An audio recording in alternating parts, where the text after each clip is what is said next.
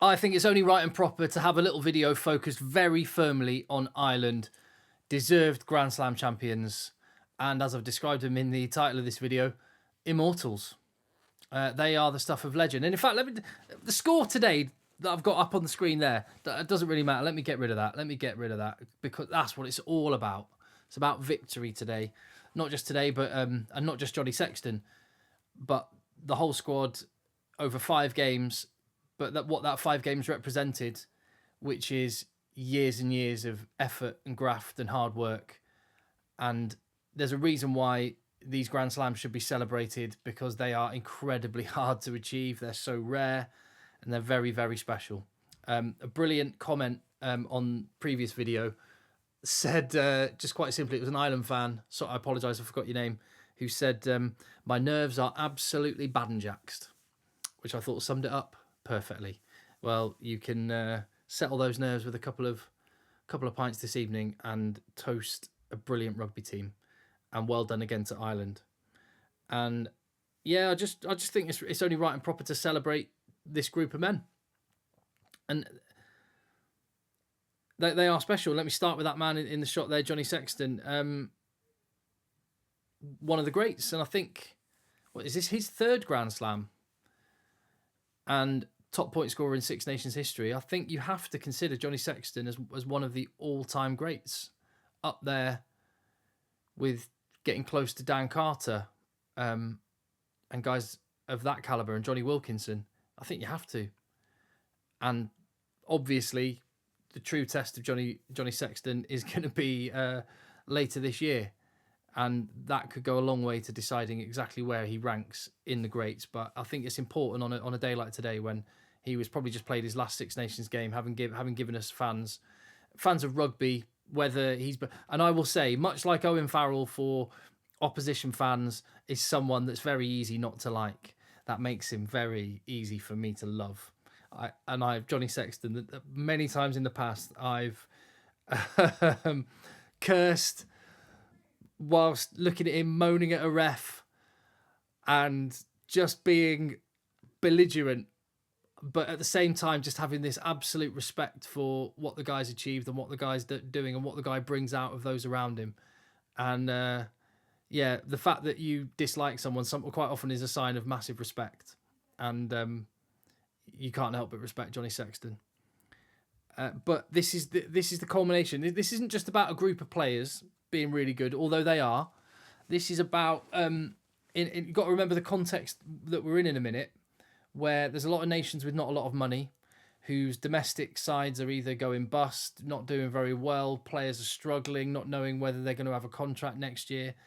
What Ireland's success represents is a joined up approach between the top tier of the game to the domestic leagues and clubs or provinces, down to the school system and how it's coached. And I know from speaking to people in Irish rugby that the ambition is not just to be happy and stay with that, but it's actually to go even further and to reach out into those GAA communities and try and attract more people to rugby, to get out into the club rugby scene and into the schools which aren't traditionally rugby schools, and to try and develop them, and to use what they've achieved now, not as the benchmark even, but as a platform to grow. And at a time when rugby's really, really struggling, that's why I'm so happy to see Ireland succeeding.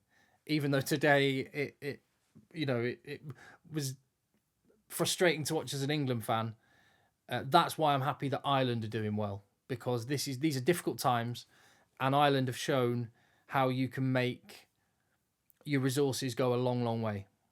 And that's absolutely to be commended.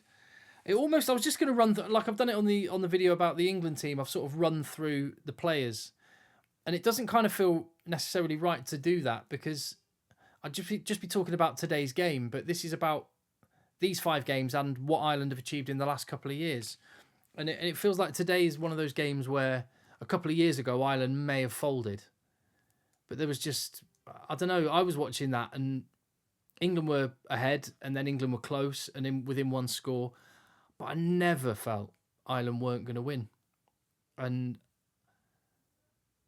that is what this team is all about. So yeah, I was going to run through the players. I could do if you want. Andrew Porter had a bit of a torrid time at the scrum.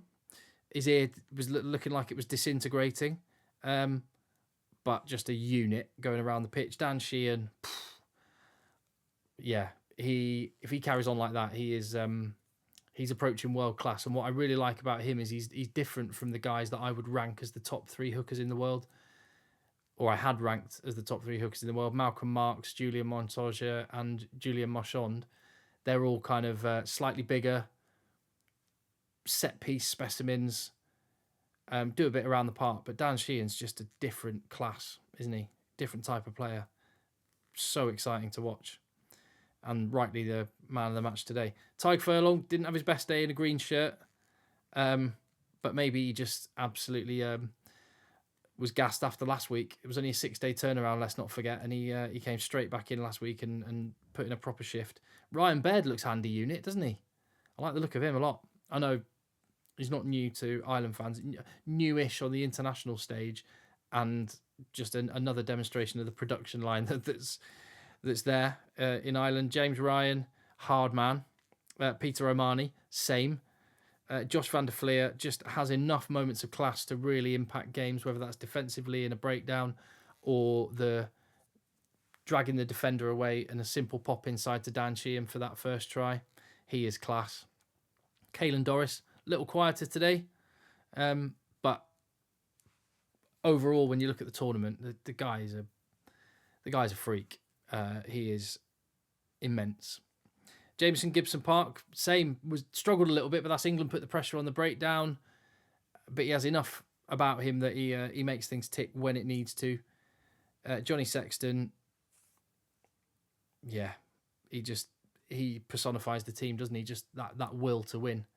That we are not losing today is just Johnny Sexton all over. James Lowe, one of the poorer games, maybe the poorest game I've seen him play for Ireland. I don't know what was the cause of that.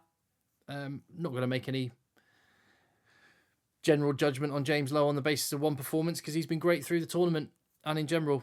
Bundy Aki and Robbie Henshaw, the Connacht connection coming through again for that Henshaw try. That was nice to see.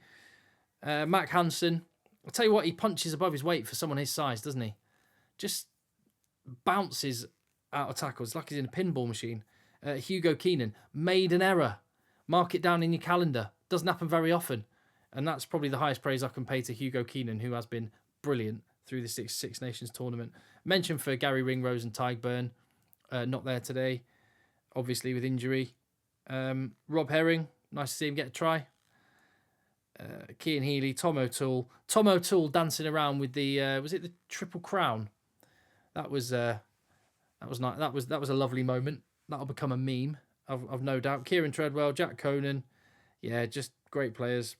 Ross Byrne, Jimmy O'Brien, yeah, fine. Ireland are very good in summary. Andy Farrell, Mike Catt, Paul O'Connell, Simon Easterby, incredible coaching unit. And I've probably missed a name out there, haven't I? I'm trying to think. But it's more than that. And going back to the holistic view of Ireland, it's Stuart Lancaster and Leo Cullen. It's Graham Rowntree and the Munster setup. It's Andy Friend at Connacht and Dan McFarland at Ulster. I know they're not having a great season. I love Dan McFarland. I really want him to come and coach a Premiership club. I think he's brilliant. So I've just got I haven't got a bad word to say about Ireland, except no. Even the fellow with the vuvuzela in the Aviva Stadium today trying to put Owen Farrell off his kick made me laugh because Owen Farrell made the kick. So and on Owen Farrell, I mean, he did really well today. I was very proud of him. But I think that was it. That the battle today was for England v Ireland, and also for who gets to call Andy Farrell dad. I think that's what it was, wasn't it? So yeah, that's it. Johnny Sexton is now Andy Farrell's son. I'm pretty sure that's how it goes, isn't it? Yeah. Nothing more to say. Other than, and obviously people will make the joke about World Cup quarterfinals. The point is, and I think I said this on the last video, you do not get a better representation of a World Cup than a Six Nations. backing it up week after week, game after game, winning in different ways, not playing your best and still finding a way to win. And let me just point one stat out for Ireland. Not only do they attack really well, 6 tries conceded in this year's championship is outrageously good. Incredible. That is incredible. And that, whatever happens, makes you really hard to beat. And that is why, if ever Ireland were going to break their World Cup curse, even with the teams they're going to have to face, New Zealand or France in the quarterfinals, they're giving themselves the absolute best chance. So enjoy it. Enjoy it. And thank you very much for watching. And I appreciate your support. And hit subscribe if you haven't already. I'll see you on the next one.